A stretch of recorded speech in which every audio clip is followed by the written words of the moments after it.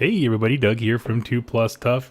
Let me know if you can see and hear me okay. My computer's being a little strange this morning just because I set up a second monitor and then YouTube had a little crash for no reason and the stream kind of canceled out. So let me know if you can hear and see me okay before I get going, just so I'm not talking to nobody. So I set up one stream to be able to basically like schedule it out at 10 o'clock. I think it was like 8:30 when I set it up or something like that. And then, of course, at 9:59, it decided streaming is not available right now. Reboot. And I had to like reset it all up. So let me know if you can hear and see me. But it has been a bit. And if you are new to this, WYR Reforging is my Friday show where I just hang out with folks, particularly in the UK, Europe time zones, those kinds of things. I try to make space for folks because this is a global game. And what we're going to do is cover some interesting things like hobby, news, and then I always have a main topic. This is different from my normal, painting streams, that kind of stuff, where I sit and paint. I'm not going to be painting anything today, and I'll explain why in a bit. But yeah, so we're all set. So we're going to jump right in. I see Apocalyptic Moth and Brennan in the chat. Can you all tell me that everything looks and sounds okay? Like I said, I'm trying a new setup with different monitors and stuff. So this, I know I ask that every single stream, but this one it's actually important because I did make changes. What's up, Chris? Pedro? All right, so what we're going to do is jump right into hobby. Now, again, I don't have a lot to physically show because I had to take my desk apart to put the second monitor and wire it and that kind of stuff. So, but basically, if you've been following along, I snagged 2 sets of the Lumineth box, and I fully built one half, or one of those boxes. The other ones, I sold Eltharion online, and then I just have the other guys on sprues because there's no rush. And I decided... So I painted one, and I think I threw a picture up on social media, but I went for sort of like 1,000 Suns kind of look, and I really do like it. However, I am going to put these guys in a box and pause, because I want to paint them, I just don't want to paint them right now. And by that I mean, I like to slog it, grind through painting until I get to like an army, and they're just not all out yet. They're not released. So I'm gonna go ahead and, I know the scheme that I want. I wrote down all the things I want to do, but I'm gonna go ahead and I'm just gonna put them in a box and just put it away, not sell it, just off to the side. And yeah, so as far as what I have been working on, well, I haven't done much. And the reason for that is, and the reason we haven't had a show in a while is because like 2 weeks ago on a Thursday night, I took a fall and I hurt my back. Like I super pinched my sciatic nerve. And so I was laid out for quite a while, and it hurt to sit up. And now that I can sit up and I can move, but it's still not comfortable to like, that kind of like leaning forward you have to do to get the light over you to paint is still a little bit harsh right now, so I'm not going to do that quite yet.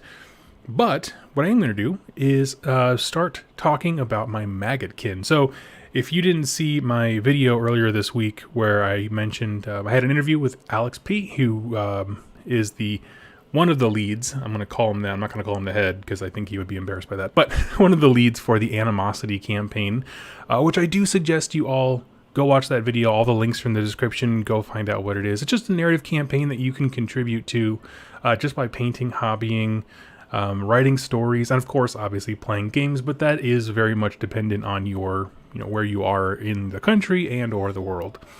And so that has me thinking a lot about my Nurgle again, which I'm very glad I never got rid of. And so, yeah, I've been kind of daydreaming about adding to it, which is the first time that I've thought about that since I finished the army, and was trying to kind of looking at making more demon focused half. So I have a ton of the mortal stuff right now. I don't have a lot of demons. I have, I think 30 plague bearers and the Nurgling bases. That's it. I didn't even keep the flies that came in the Star Collecting box because they came supplied with the wrong flight stands. And I was like, I don't care. Let me see here. So, yeah, so it's been a lot of fun. Been doing that. I'm going to write some stories for it. I've been working on, I'm going to call this hobby progress. I went into Incarnate, which is a software I have a video on going up this week, where I basically made a little cove as part of the Animosity campaign map, and I kind of just fleshed out my little portion of it as far as where my specific Nurgle forces are landing and what they're doing there. So I will have more to report on that here pretty soon, but go check it out. Really, really, really. So hobby progress is light because I was laid up and then changed things with my computer, but we'll have some stuff next time for sure. I'm going out and about today, so I might pick up some Demons of Nurgle for myself. So let's talk about news. And of course, if you're new to the show, in between segments, I respond to folks in the chat. So if you have something you want to talk about, go ahead and throw it in there. So we've got...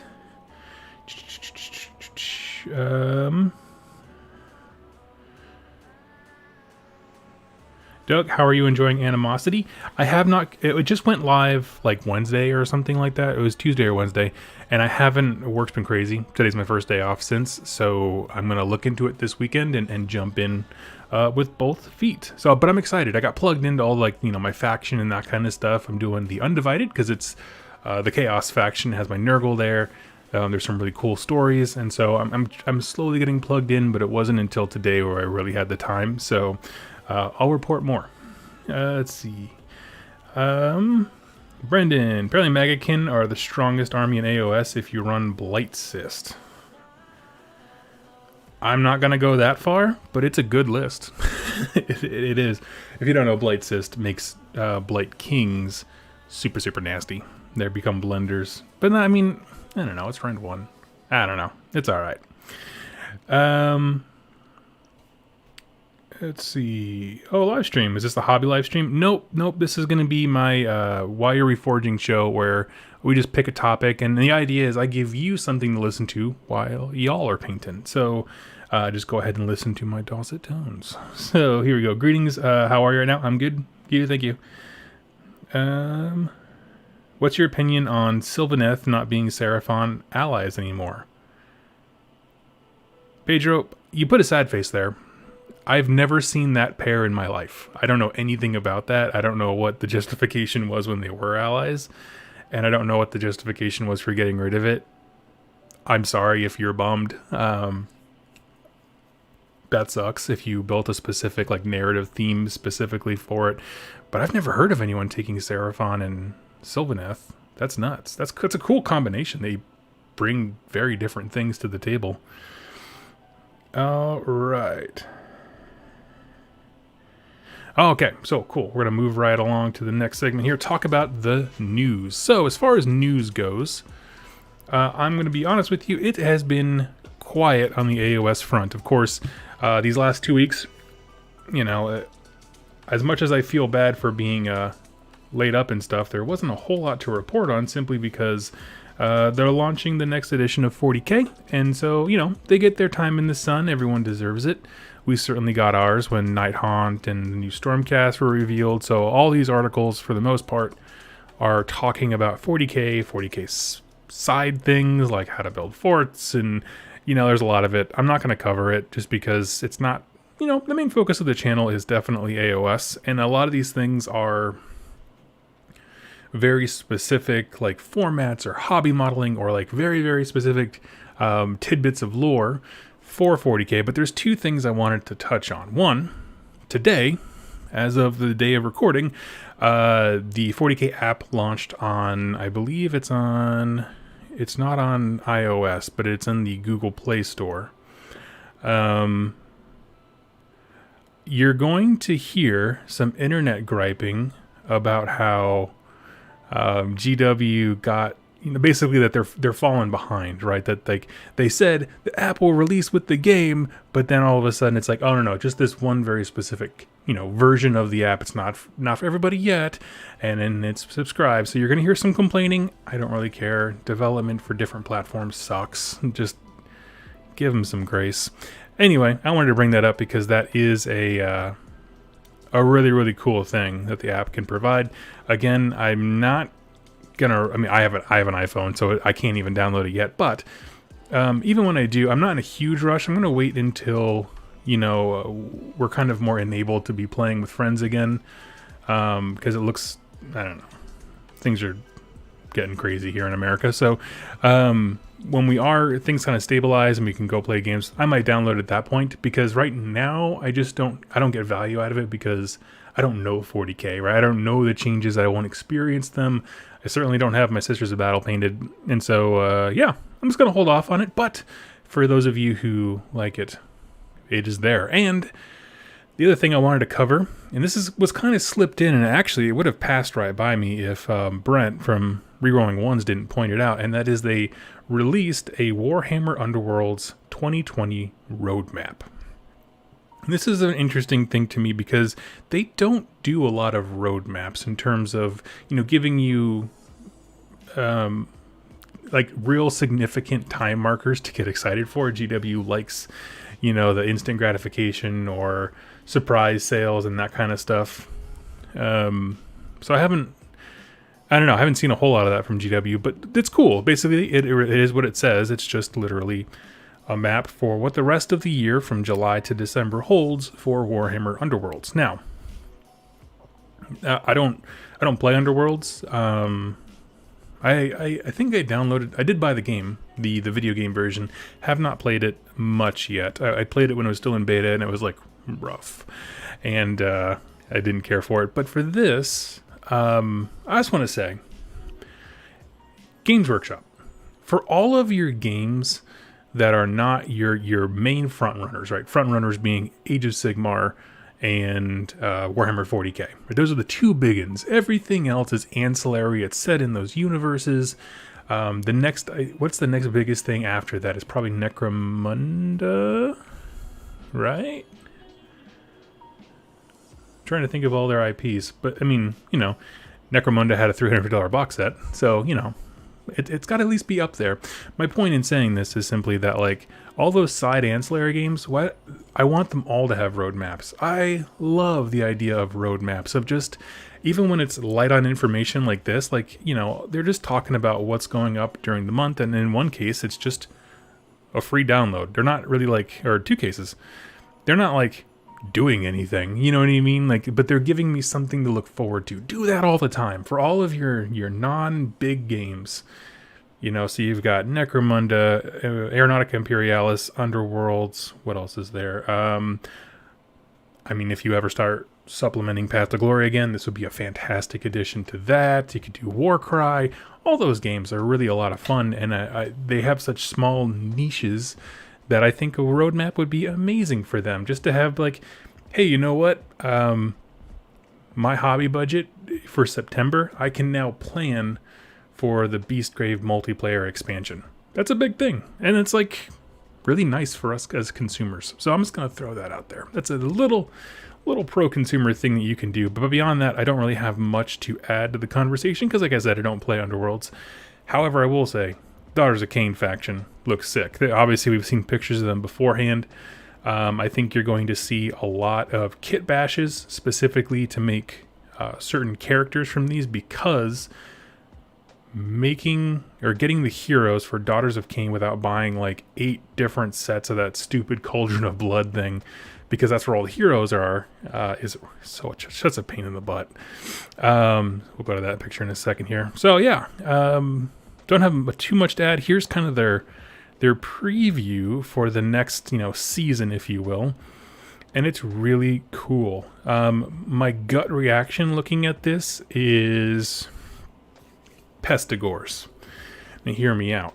When I say Pestigors, you have the horns that look very like Beastman Shaman like, and then you have these kind of more wooden looking splinter kind of horns coming off the back, which is a very Nurgle-y thing.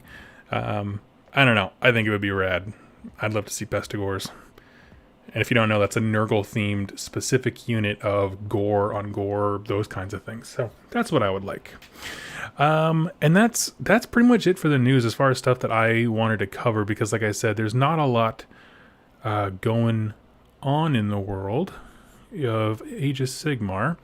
And so I'm going to pause here again. Like I said, between segments, I pause and I open it up for a conversation. Go ahead and get your questions in. I'll read them here in a second.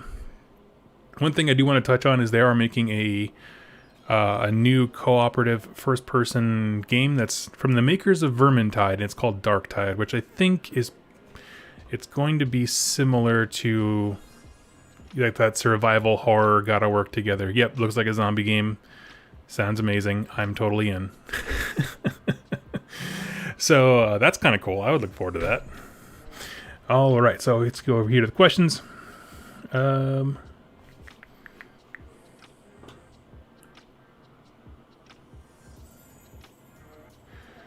Filthy Undivided. Let's see. Glad to have you back and doing well. Oh, thank you so much. Yes, yeah, I was laid up. I was in rough shape for a bit there. What are those coins in the background? Coins in the background. I'm not sure I saw which one you were talking about. I apologize. Let's see. Coins. Maybe I'm trying to see if I have something wrong. Oh, you mean my background? Up there? Those are objective markers. Those are the fancy ones you only get at events. Well, they're supposed to be for 40k, but you can use them for whatever. They really are just like metal plated cool tokens you can put on the table and they have like numbers on them so you can mark, which objective is which.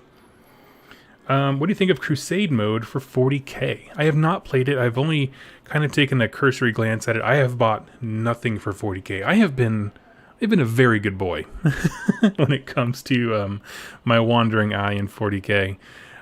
So I haven't bought anything. I am interested. I have been following along with the Crusade. They have a series, kind of like a Tale of Four Warlords thing going on here. Actually, I still have that pulled up, so where is it at?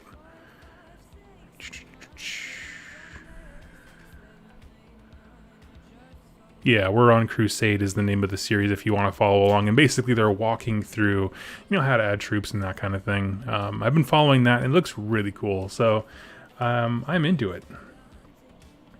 What are your thoughts on Scions of the Flame, Warcry Warband, cohesive theme and look? Oh, I'm in love with them. Absolutely. I want to get them, and I want to do blue flames. I think that would look absolutely sick. Make them look like Eldritch Fire. Let's see.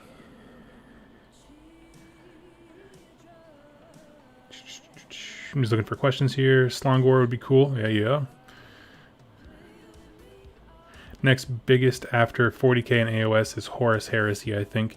Yeah, I thought about that, but then, I don't know. I feel like they keep pulling back support for Horus Heresy, and it just looks like it's on the down slope, whereas other side games are higher. But if you had asked me like 4 years ago, I'd be like, oh yeah, Horus Heresy is number 2. I don't know, just crazy. I'm not quite sure what their plan is for Heresy. Doug, do you have any games online, Tabletop Simulator? Nope, I don't like Tabletop Simulator. I played it, I gave it like one solid go, and I love this hobby for the connection with people and laughing at ridiculous things, and it just didn't convey that feel to me, so nah. I can't remember where you said this kind of thing in the past, but for future video ideas options, I'd love to hear your take on the top friendships and allies in Age of Sigmar. Okay, that could be fun.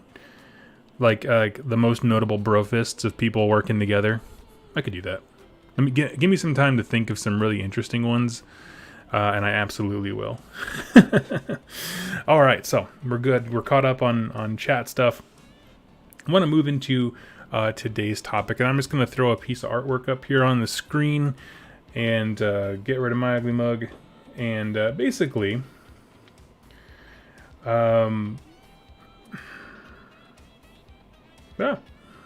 there we go. So basically, I because I was out for 2 weeks, I wasn't quite sure what I wanted to talk about, and so I put the question up there to my patrons, like, hey, I am back, thank you all so much for your patience. Everyone over there is incredible. Thank you all so much for being so patient with me as I was like nursing myself back to health. But I asked the people, what do we want to talk about for for these more conversational things, right? These Friday topics specifically, not hobby hang things, just stuff to just chat about. And one that it was said multiple times, and then for both of those times was, given multiple likes, thumbs up, whatever you want to call it. And the question functionally is, let me reword this here because of how they said it. Might be interesting to discuss how to potentially balance games where one side is overpowered compared to another. For example, newer battle tomes versus a really old battle tome and that kind of thing. And that was the sentiment, and it was backed up. That was Panic Painting, was backed up by Brian, who reached out to me actually earlier in the week as a strange coincidence with a similar question. And so I wanted to talk about that. I want to talk about disproportional forces in a few different contexts. And how I want to kind of set this up is in a way that makes sure that no one's feelings get hurt, or at least be mindful that people can have their feelings hurt, okay? When we talk about how to deal with imbalanced armies, I'm not talking about like whatever people on the internet says, oh, that's the most broken thing. I mean, you and your game group, with no other outside influences, having a problem with one person just having runaway victories. This happened with Slaanesh when it first came out. There were plenty of people who, they play local for fun games. Could be narrative, could be matched play, but it's very casual, that kind of stuff. But they just ran rampant, right? And so the question becomes like, okay, we don't want to make you feel bad about playing the army you love, right? Because it's really good, but we need something to kind of help. Or maybe it's the other way around, where most of the gaming group is at a certain level of expertise and skill, and there's maybe a player who's either new or something like that, and we have to kind of find a way to work together to make this fun for everyone. And so how can we do that? And so I definitely wanted to talk about that. One thing, and I'm going to give you some very practical steps, because I am a practical person first and foremost.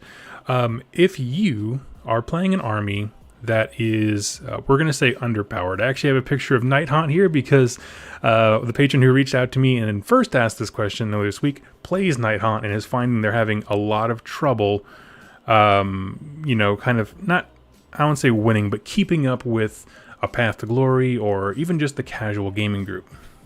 And so that's kind of why the art's there, but that's what I wanted to talk about. So what I'm going to say is, if you are a person who feels like your army is consistently falling behind, right? You have an older battle tome. I have Maggotkin, which is an older one, but it holds up because there's some cool little tricks in there. But Legions of Nagash, Nighthaunt, those are some of the rougher ones because they came out closer to the launch of AOS Round 2, second edition. I want you to go play 10 games. I want you to play 10 games. Never mention the fact that your army sucks. But after every single game, I want you to look your opponent in the eye and say, how could I have won? And it's interesting. So people often will look for answers of how do I balance things with my army being so crummy. And they can get very agitated, but they have not educated their opponent in, hey, listen, this army's really struggling. I'm more of a narrative player, but I want to engage with you and have fun. How can we make this more fair? So what you do is you just let yourself get slaughtered a bunch of times, but every single time you have to look at your opponent and say, how could I have won? And either they are going to present you with a thing that you could improve upon. Well, if you had done this, well, if you had gone this objective, well, if you had done this spell, you could have shut down X. You know what I mean? Like, they can give you information that you need. Or at the same time, if they say, I don't know, man, it just looks like you didn't stand a chance, which has happened to me multiple times because I bring fun, dumb stuff. If what you're doing is you're bringing attention to the fact that you never had a chance, and you're educating over time your opponents, your gaming group, your whatever, that, hey, there's something not quite right with my army. And that's something you can't just walk up and be like, I deserve to have 200 more points in my list because this army sucks because I read it on the internet. No. If you want people to be persuaded to, be more engaging and cooperative and that kind of stuff, you need to let them see the issue and the frustration that you're having. So invite them into that conversation. Again, play 10 games. If you lose every single time, that's great. Every single time you need to ask your opponent, how could I have won? And then use that information. I think that's definitely the most important part, if I'm going to be honest with you, because that is the first thing I would do no matter what kind of gaming you are into, okay? Because from there, I do think that there are different ways to approach this question based on, if you're doing a Path to Glory campaign, if you're doing tournaments, which is its own bag, and then you're doing a local game night. Okay, I'm going to get tournaments out of the way because it's not something I really talk about on the channel. If you go to a tournament, the person who has that conversation of how do we balance things is the tournament organizer. If they say, we're playing the GHB 2020, we're playing these missions, these realms, these the artifacts you can use, you know what I mean? They list it out there. That's it. You have to work within those confines just like everybody else. And if your army gets stomped every single time, I still encourage you to ask, how could you have won? Because you might learn something. But nothing's going to change because that's the function of tournaments is here's the standard. Let's all see who can excel at that the best, right? That's kind of what it is. And anything else that I'm about to say afterwards has nothing to do with tournaments. I cannot stress that enough. Again, the TO is having the conversation for you. But when we move into stuff like your local gaming night, right? 7 to 8 guys and gals get together at the game store every Wednesday. We play some games and we hang out, have soda, and then we go home. You know what I mean? Like that's their stores. Many moons ago, stores used to do that, have game nights and stuff. And so how do we deal with this in that context? And that could be through Path to Glory. It could be pickup games, whatever. Well, there's still a few things I would do. Obviously, I still want you to ask how you could have won. The issue becomes, how can we make everyone in the group feel included and like they're having fun, they're engaged, right? One thing that I would suggest is having an open and honest conversation after you've established with pretty much everyone that you're kind of hosed based on, the models you own, the faction you play, that kind of stuff can really set you back. If you want to run an all Namarti Thrall Idnith Deepkin list, you're starting off rough, but you can still do good, right? But when we talk about those local game nights things, you have to educate people about what it is you don't like or what it is you're struggling with, and then work with them, collaborate to find a solution. So what is the solutions here? Let's talk about different contexts here. Path to Glory is a great one. Path to Glory, I think, is super simple, where you can literally just say, hey guys, I have lost every game in Path to Glory so far. When we do the next one, would you mind if I, because I'm still using this faction, got an extra role on the followers table? Or just something like that where it's using the mechanics of the system to kind of give you a little bit of a leg up. Because Path to Glory is a wildly imbalanced setup, basically, because book to book, when they say like, hey, choose this hero, you get this many reinforcements to go with them, that formula is not balanced whatsoever, right? Different heroes get different numbers of rolls on the Path to Glory table, and so I think specifically with Path to Glory, it is very, very easy to just say, hey, you chose, I don't know, what's a hero? There's like 400 heroes in Age of Sigmar, and the second I needed to bring one to my brain, I can't do it. Let's just say you took a Celestin Prime or Lord Celestin on Dracoth, right? He gives you so many rolls. You can just say, hey, can I get another one? And you have evidence, right? Based on all your losses and that kind of stuff. You can do all of that. And so I think that's a really easy way. Using the mechanics of the system, just get an extra roll or two on the followers table. And Path to Glory is one of those formats that as you play, things will look more or less even. Like, you can just tell when you've had a good game. Stuff's dying. There was tension when it comes to, objectives and that kind of stuff. And so it's a really cool format to be able to kind of experiment there. Moving on from Path to Glory, let's talk about the big one. What I think is the biggest one. And that is just local game nights. Right? You have a gaming group. Maybe you guys go to tournaments here and there, but that's not the thing. You mostly just walk up. You might play, for me, my preferred play style is narrative missions with points. So it is kind of that gray area in between matched play and narrative play. Let's say it's very casual, I think is kind of the word that I'm going for here.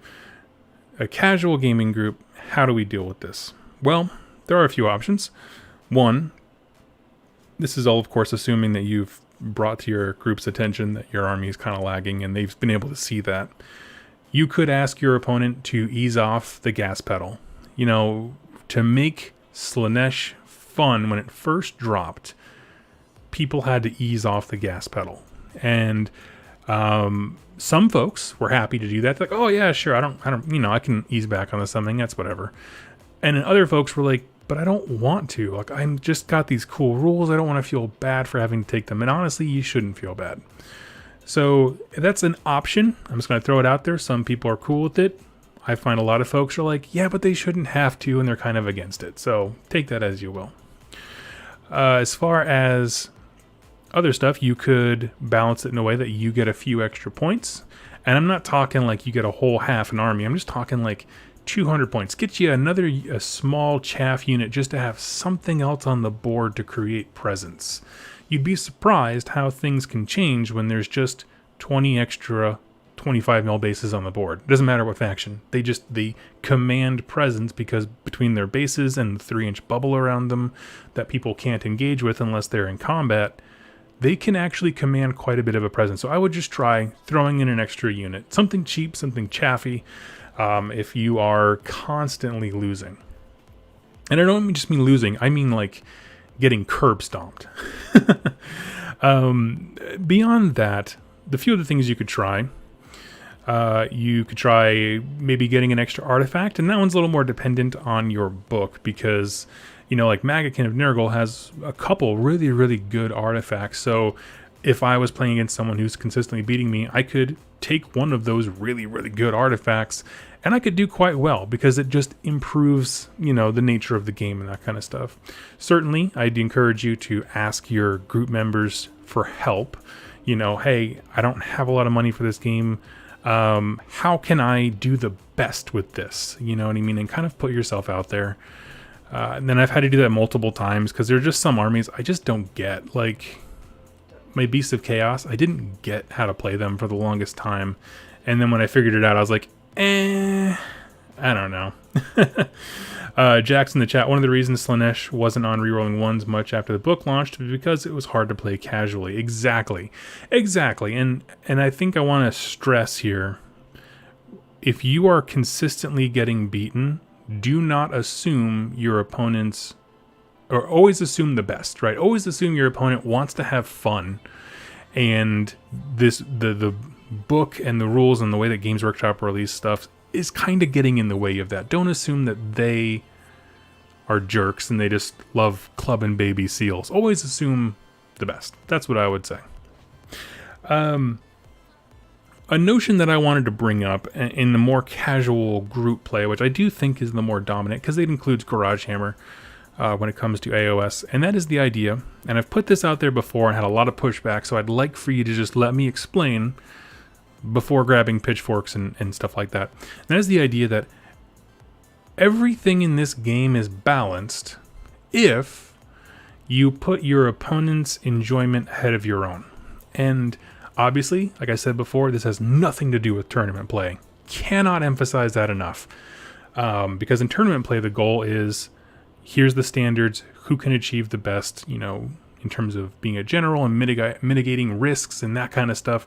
But when it comes to casual play and you and a person are just trying to have fun with this thing that you enjoy, the most important thing that you can do is to put your opponent's fun ahead of your own, or their enjoyment over your own. So this came up in my mind actually way back when Flesh Eater Courts, the second battle tome for them, came out. And of course, if you're not familiar, because it's kind of toned down since then, but Flesh Eater Courts was this brutal book. As someone in the chat, can you remind me which of the sub-factions was the one that like people freaked the heck out about?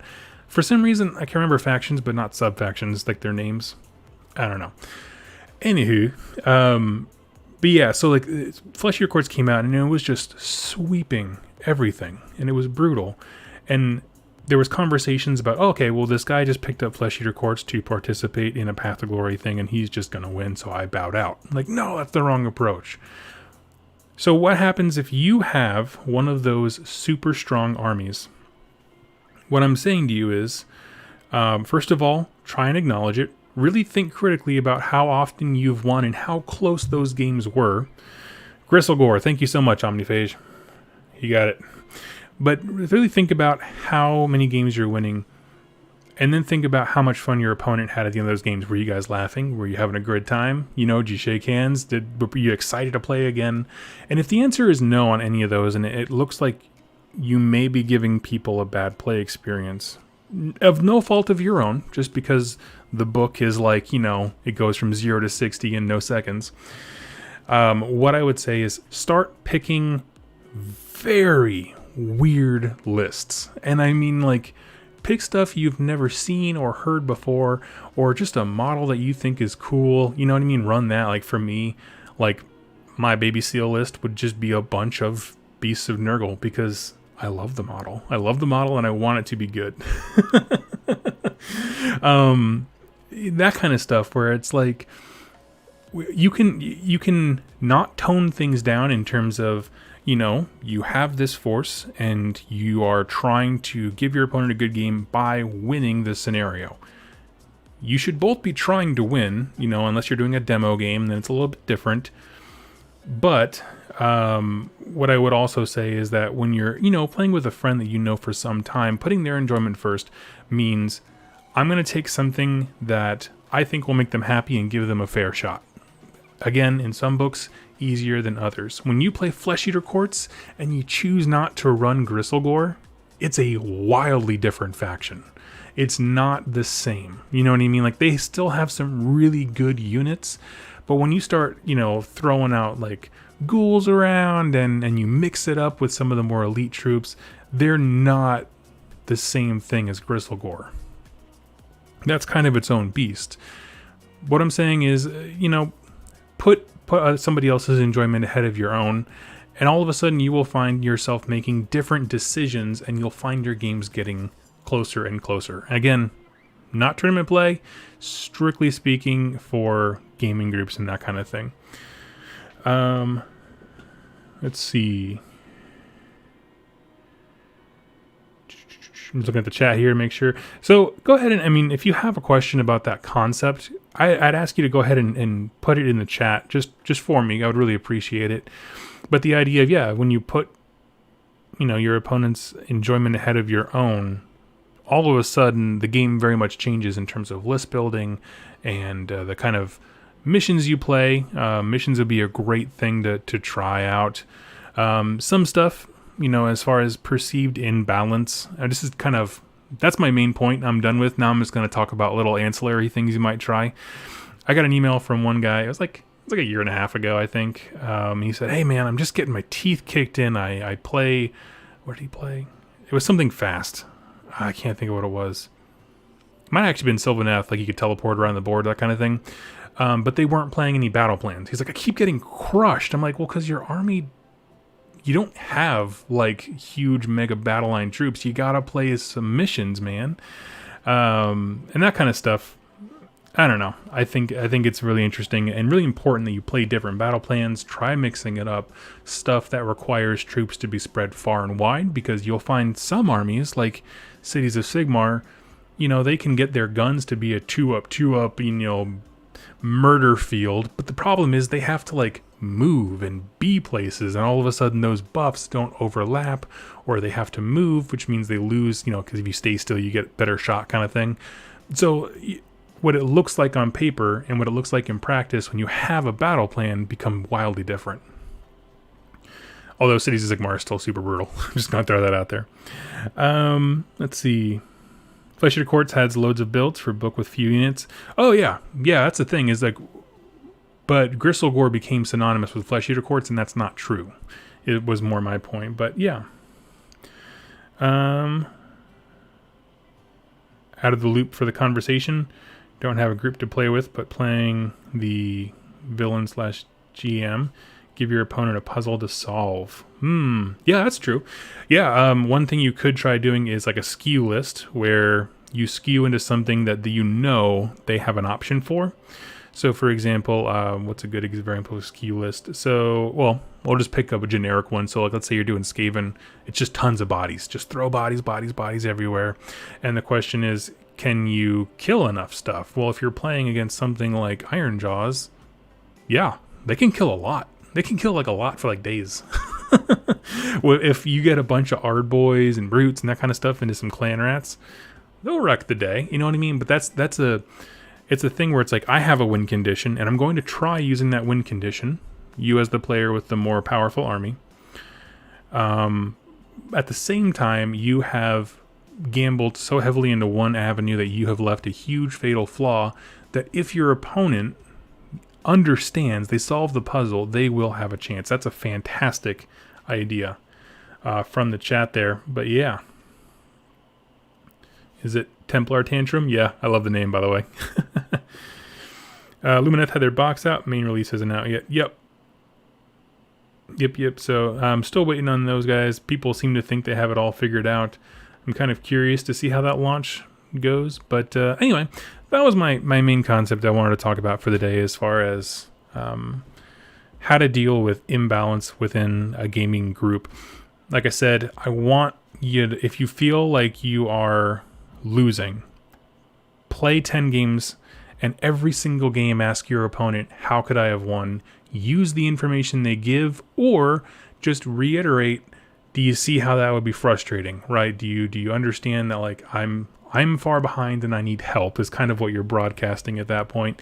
And then just work together. Like I said, tournaments take that conversation out completely. The TO does it for you. Don't ever argue with them. Just don't go to the event if you don't like them. It's whatever. But like, as far as your common gaming group, assume that you're all friends and you all want to have a good time, and that you can work together to find a solution. And whether that's points or Path to Glory, getting extra rolls, or trying different missions, narrative, or matched play, you can try a lot of different things. And so go ahead and just have real conversations, because a lot of times what I find with gaming groups is somebody will become frustrated, and it kind of just, they don't want to be a burden to the group, and so they keep it to themselves, and it keeps building and building and building until it lashes out. They rage quit. They mistake an opponent for being like snide or condescending, and they lash out and that kind of stuff. So ignore, like, you have to verbalize and assume the best with your gaming group and that kind of stuff. So is the main issue denial? I know from other games that not being able to do the thing you enjoy through army, not being able to play. Well, I assume you mean, I'm sorry, I'm trying to read this, or not being able to play the game is bad. Sorry, the chat's jumping around, so I'm trying to read your question here, Will. So you're asking, is the main issue denial? Because in other games, if people can't have fun, then the game is bad. That's fair. I mean, honestly, if you play Age of Sigmar, this game is the most elaborate, expressive, and artistic version of rock, paper, scissors that you have ever seen. Okay, and I'm cool with that. I signed up for that because they have Nurgle and models that I like. I do understand if you're a competitive person, you keep getting your teeth kicked in, and you're just like, this game just sucks. I don't know. I can see that, but I just disagree. I think that everything can be solved on a casual game level by just having a conversation with your opponents. I've had that conversation with Rerolling Ones guys before, where Jax told me before when he blew me off the table with a Stormcast shooting. He's like, I don't know what you could have done. I was like, okay. If an army says, no, you can't do that. Oh, I see. So, like, let's see. I've run into this in a gaming group before, and I'm curious how common it is. People who refuse to take helpful advice to help them get better at the game. Yeah, that's another thing. I mean, honestly, if you're going to have an open dialogue, that has to go both ways. If they give you actionable things, you have to be willing to work on them. Of course, you can start the conversation by saying, hey guys, I don't have a lot of money. I can't just go out and buy these OP units to make my army better. How can we work together? Do you mind if I proxy to make sure until, a month or two I can buy them? But all of those things are so reasonable. They're so reasonable that you can work through them. Now, Will, you clarified and you brought up a good point as far as one army shutting down another, right? So a Lumineth example would be they have a spell that is table-wide that if you use a command ability, it costs 2 command points instead of 1. That's a gut punch. That's a gut punch to a lot of armies. I would say, again, play 10 games. Express everything you're feeling about the game to your opponent. And I emphasize that because I truly do believe it's not going to be as big as people think it will be. It has the possibility because Teclis is amazing at casting spells, but I don't know. The internet seems to think that Teclis sucks, but whatever. Screw those guys. Anyway, what I'm saying is, again, keep trying it. You have to build data to be able to make a case for why something is not fun, right? And then that's really what I'm getting at. Honestly, the core concept between of the original question, the question being how do we deal with imbalanced armies, is you have to build a case and work as a community to solve the answer. You know what I mean? That's what I mean. That's my core thesis, I guess you could say. But yeah, I don't know. It's pretty fun. And so it's just working with people. It's collaborating. And those are social skills that not everybody has. So understand that as well. But yeah, there's a lot of folks. I mean, I know that me and Shu from Rolling Ones, we're both people who we take what we like. And when Jack and Brent, who both know the game way better than us, try to give us advice, we go, nah, and we just like rip the pull cord off the parachute while it's still in the plane, kind of a thing. We're just like, nah, this seems more fun, you know what I mean? And we just kind of do stupid stuff, and that's why we lose a lot. But it's a lot of fun. We have fun with what we do, and we understand the game and our friends and our gaming group enough to know they're trying to help us, but this is how we enjoy ourselves, and we take a different path, right? And we understand that. Whereas you'll have some people who just like, man, this game sucks because I keep getting crushed for taking the things that I like. And that becomes a very personal thing. It's like, no, you can't do that. You got to communicate with your friends. You have to be receptive to advice. You have to be willing to give it. If your opponent asks you, how could I have one? Stop what you're doing and think about the game. What were you scared of? What did you not want your opponent to do? And give them meaningful feedback. Because, I don't know. I mean, I didn't mean for it to turn into this, but this whole conversation of how do we deal with, imbalanced forces, I think really comes down to when you're not talking about tournaments. Again, not that. When you're not talking about tournaments and you're talking about a community thing, it's about, the real question is, how can we collaborate together to make sure everybody has fun? That's the question. And there's a lot of answers to it. And we can get bogged down in certain abilities or certain units or point costs or, giving people, extra points to spend in their army or holding back, the full potential of what your force can do if it's a little on the powerful side. What I'm saying is you got to work together as a group of friends. It's just part of the hobby. When I say hobby, I mean capital H, everything. Being part of this gaming community is a collaborative thing, and we need to work together, especially at your local level where you might read online that XYZ is broken, your friend brings it, he's trying to be a fun guy, and you are derisive towards him for taking the broken thing online. Like, no, he just wanted to have fun. Brian says, my friends and I always have a post-game chat about how one of us won and what the other could have done to have challenged that. Exactly. Post-game is so important, and for the longest time, post-game just meant give your opponent a handshake to say that you're not going to kill them once you guys go on a lunch break. But what it actually is like, how can we do better? Or if you're playing a narrative game, retell the story. What just happened? You know what I mean? And you can do that as well. Because even if you're playing a narrative game, recapping the story, if you recap the story and one guy never stood a chance, it's not a fun story. And so it's the same conversation as a very tactical, how could I have won? There was no way for you to win. I'm sorry. Okay, well, that starts the dialogue process. In the narrative one, it's like, oh, this story was flat because I just crushed that guy in 2 turns. Okay, well, that story sucks. How can we, let's tell it again. How can we set it up to be a more interesting tale? And I think that would be really, really cool. So Cody says, my group and I always play driven mechanics, ambushes, last stands, epic defenses. I think that's a fantastic way to do it. Yeah, missions are a huge thing. And, you know, if you're losing a lot, play the missions from your book, like your battle tome, because I feel like every battle tome has like 1 to 2 like narrative theme missions that are like, hey guys, you want to feel good about your purchase? Play this mission because it so heavily favors the faction that the book is based on. You're going to have a great time, buddy.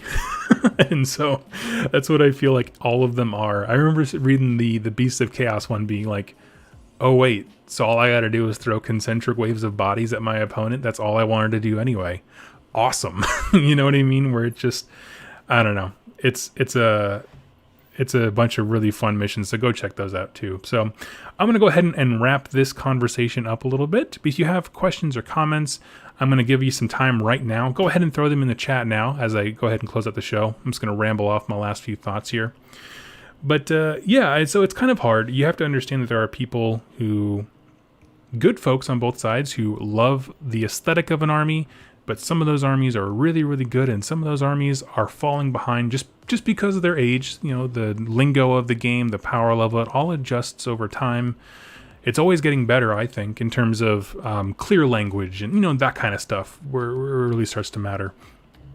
But playing different missions and open dialogue with your friends is the most important thing. And this is a fantastic, I guess, niche of your life, a section of your life to practice those skills. And they're so meaningful even outside of this hobby. And so I really, really do suggest you do that. Templar Tantrum says, this is a long shot, but anyone got a gaming group in Alberta? No, but cool. Playing siege scenarios as Night Hunt is pretty cool because you can just walk right over the castle. Yeah, absolutely. So, okay, I'm going to go ahead and close it out, but thank you all so much for joining me. Omniface says, Doug, how much was this topic chosen just because Jack is winning the re-rolling 2+ tough campaign real hard? Well, I'm not in season 1 of their Ember Vault thing. I just did I'm just the PR team, okay? That's all I am. No, they're doing their own thing for season 1. I do want to join for season 2 though. But yeah, I don't know.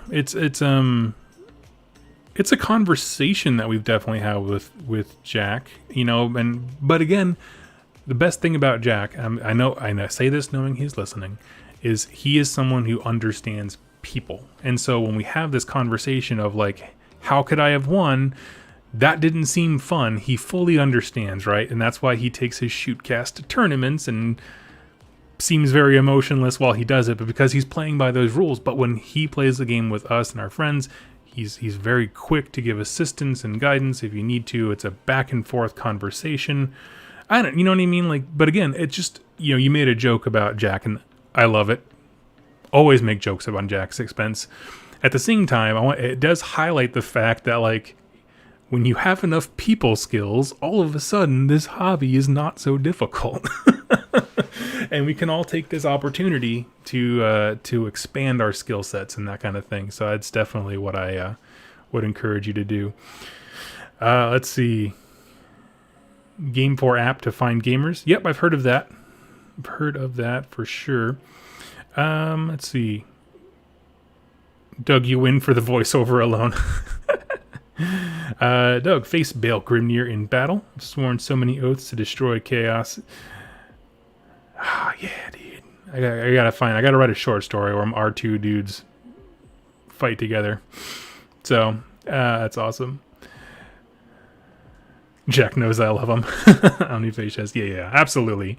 I know it was in jest. But it was a great highlight. I wish I had thought about it. So, all right, friends, go ahead. Have yourselves a wonderful day. Thank you so much for spending some time with me and in your patience as I get kind of back on my feet and back into my rhythm as far as like writing notes for videos, recording and publishing and that kind of stuff. So thank you all so much for joining me. It's kind of low-key one. And I look forward to talking to you all again in this format next Friday, where we have some more patron suggestions that are actually like they knocked it out of the park. We have stuff like discussing my hobby mistakes and blunders, making characters with the Anvil Apotheosis, some of these they wrote them out a little wordy, so I'm trying to pick out the core bits, but there's some really cool stuff. Oh, I like this one. This is actually a super interesting one that John put in there. What about discussing how successful lore-wise the alternate takes on classic Tolkien races have been, meaning Caradhran overlords, fire slayers instead of dwarves, deepkin, realm lords, daughters of Khaine instead of elves, and so on. That's a cool idea for a discussion. So you got some cool stuff coming up these couple Fridays. Stay tuned, and I will catch you all later. Happy wargaming.